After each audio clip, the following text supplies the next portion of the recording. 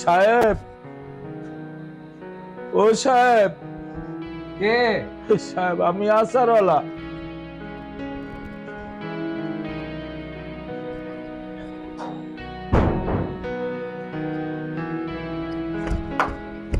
কি হইছে? কেমনে যে কইমু আমি, একবার তো 200 টাকা ধার নিয়েছিলাম, আমি দিতে পারি নাই। আমার মাইয়াটাও অসুস্থ, ডাক্তারের কাছে নিতে পারি নাই। 200 টাকা যদি দিতেন, আমি মাইয়াটারে নিয়ে হাসপাতালে যেতাম।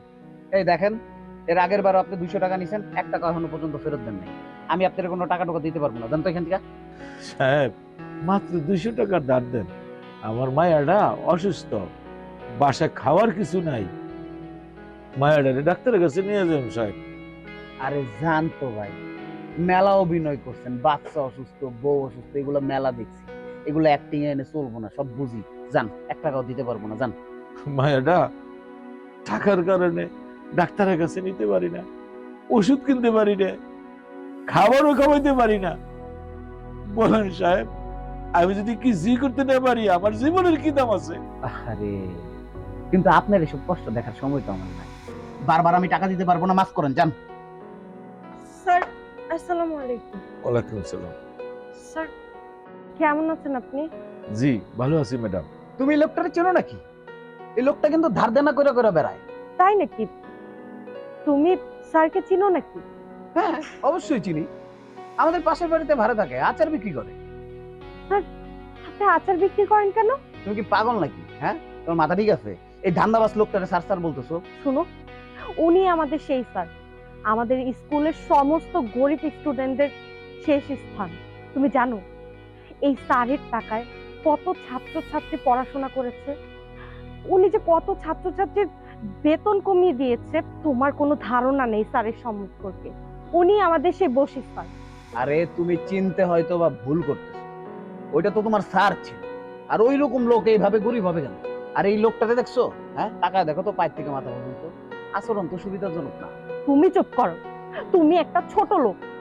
গরিব হলেই মানুষকে কেন সন্দেহ করতে হবে? হ্যাঁ, উনি আমাদের বসি স্যার। সাহেব, আমি তাহলে এখন যাই, আমার জন্য আপনাদের ঝামেলা হইতেছে। স্যার, আপনার মনে নেই আমার পড়াশোনার খরচটা আপনি চালাতেন, আমার বই খাতা কলম সবকিছু আপনি কিনে দিতেন। আমার তো বাবা ছিল না, বাবা মারা গিয়েছিল। স্যার, আমার বাবা মারা যাওয়ার পর তো আপনি না থাকলে আমার লেখাপড়াটা বন্ধই হয়ে যেত। আমি তো লেখাপড়া করতেই পারতাম না। ও আচ্ছা, তুমি বলি। চিনতে পারছেন তো আমাকে?